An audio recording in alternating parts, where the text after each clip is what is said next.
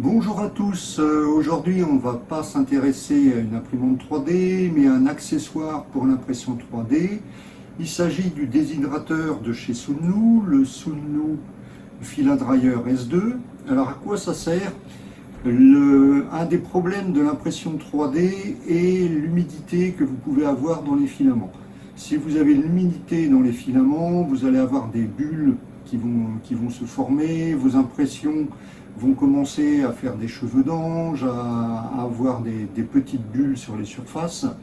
Il est assez important de s'occuper de ces filaments, donc on peut les mettre dans des sachets sous vide. Sinon, vous pouvez utiliser un appareil comme celui-ci. Donc là, cet appareil, qu'est-ce qu'on peut en dire? Bon, déjà au niveau design, il est plutôt réussi, hein, c'est assez joli. Vous avez un écran tactile. Pour allumer l'appareil, vous double-cliquez. Et là, vous avez accès à différents paramètres. La première ligne, vous avez la température actuelle, le taux d'humidité. Si vous appuyez sur 7, la ligne clignote, vous pouvez changer Celsius ou Fahrenheit. Vous rappuyez sur 7, vous avez la température de consigne. Donc là, vous avez le temps de séchage de votre filament. Vous pouvez le régler, on peut aller jusqu'à 99 heures. Hein. Bon, 6 heures, c'est amplement suffisant normalement pour du PLA. Vous avez le type de filament. Vous pouvez choisir entre PLA, polycarbonate, PA, ABS, TPU, PETG et PLA. Le PA étant un nylon. Vous pouvez choisir le mode de fonctionnement de la LED. Donc là, il est sur Run, il fait une animation. Ah, je suis revenu en arrière.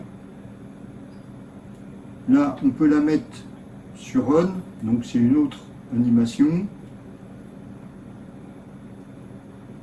Et elle va rester allumée. Ou sinon, vous la mettez sur Off si vous ne voulez pas être dérangé par la lumière. Donc là, je vais la remettre sur Run, c'est assez joli. Le mode de fonctionnement, vous ouvrez la boîte. Donc, dans la boîte, vous avez des résistances chauffantes en haut, en bas. Vous avez des rouleaux.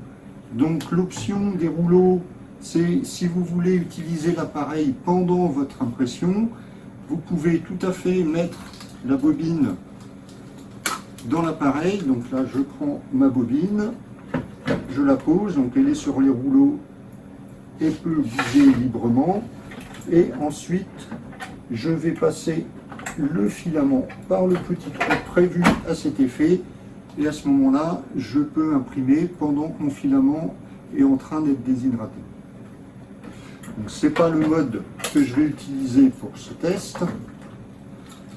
Donc là, je remets le filament pour le bloquer. Pour le test, je vais utiliser une bobine de PLA EasyPrint de chez 3D Prima que j'ai dans l'atelier depuis un bon mois, donc elle a dû prendre un peu l'humidité. Ici en Normandie, c'est un peu humide.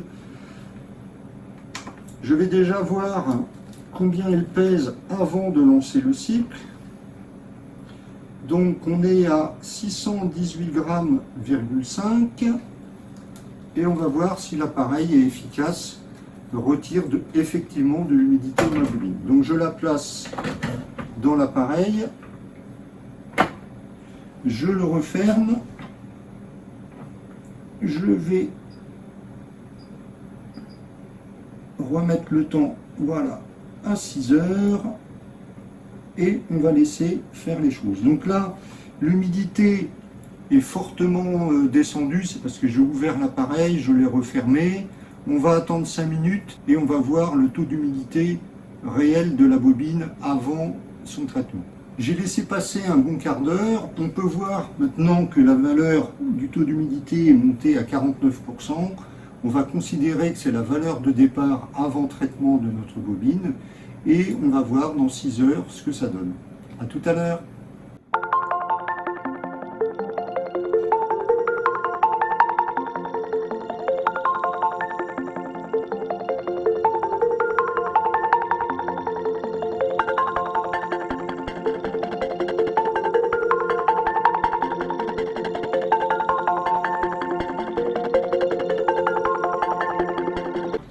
6 heures se sont passées, le cycle est fini. En fin de cycle, ça s'éteint tout seul. Je vais juste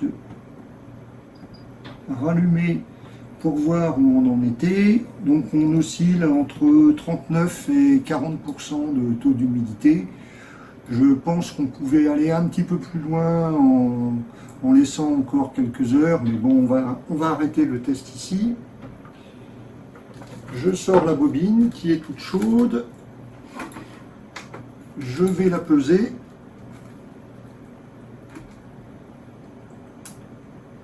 On est à 618 grammes, on a gagné 0,5 grammes. Donc ça, c'est l'humidité qui est partie. Bon, comme j'ai dit tout à l'heure, hein, j'aurais pu la laisser beaucoup plus longtemps. Je pense qu'on aurait gagné un petit peu plus.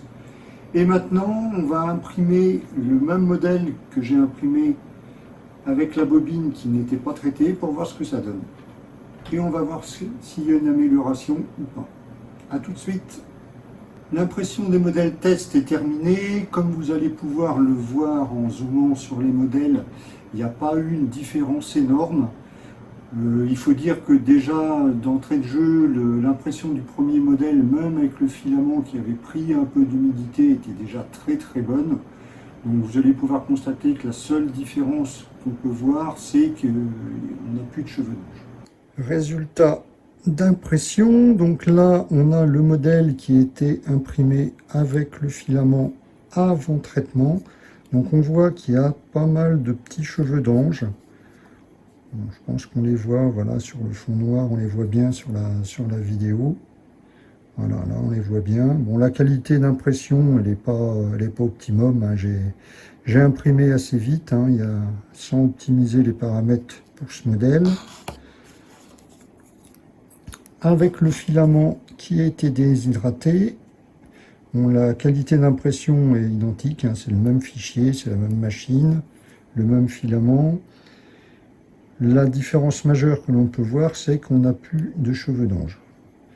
Donc on peut dire que le traitement est tout de même efficace. Bon là, j'ai utilisé un filament qui est quand même de très bonne qualité, du EasyPrint de chez Prima Creator. Il aurait fallu que j'utilise un filament de mauvaise qualité, ayant une grosse reprise d'humidité. Malheureusement, je n'en ai pas, ou plutôt heureusement, en fait, j'en utilise jamais, je n'en commercialise pas. Je pense que la différence sera beaucoup plus notable avec un filament qui a tendance à faire beaucoup de reprises d'humidité. Bon, là, on était parti avec un taux d'humidité à 49%, on est descendu à 39%. En poussant un petit peu plus, on peut descendre à 31, 32. Bon, en ce moment, c'est un peu compliqué parce que le temps est relativement humide. Mais on peut dire quand même que le traitement est efficace. En conclusion, qu'est-ce qu'on peut dire de cet appareil? Il a son utilité, ça va être surtout très utile pour les personnes qui utilisent des filaments qui ont beaucoup de reprises d'humidité, du type nylon, du PLA aussi de mauvaise qualité, on va dire, ou dans des environnements tels qu'une cave ou des choses comme ça. C'est quand même un appareil à avoir, ça a son utilité. Moi je sais que j'ai été pas mal embêté avec des nylons, avec du Ips aussi, qui avait fait des reprises d'humidité assez conséquentes. Bon, ça se voyait tout de suite, hein, en sortie de buse, vous avez des petites bulles qui se forment. Donc j'ai pris cet appareil pour le tester, mais aussi pour l'utiliser pour mes besoins propres. Bon, c'est un appareil que je conseille d'avoir, ça peut toujours être utile pour rattraper des bobines. C'est toujours mieux que d'aller la passer au four à 50 degrés dans le four de cuisine, où on ne peut pas toujours bien régler la température, et c'est jamais très bon non plus d'aller chauffer du plastique, et c'est pas fait pour. De toute façon, ça n'aura pas tout à fait le même résultat. Là, c'est plus un appareil adapté qui est à un prix raisonnable. Donc, c'est un appareil que je vous conseille d'avoir. J'espère que le test vous aura plu. À une prochaine.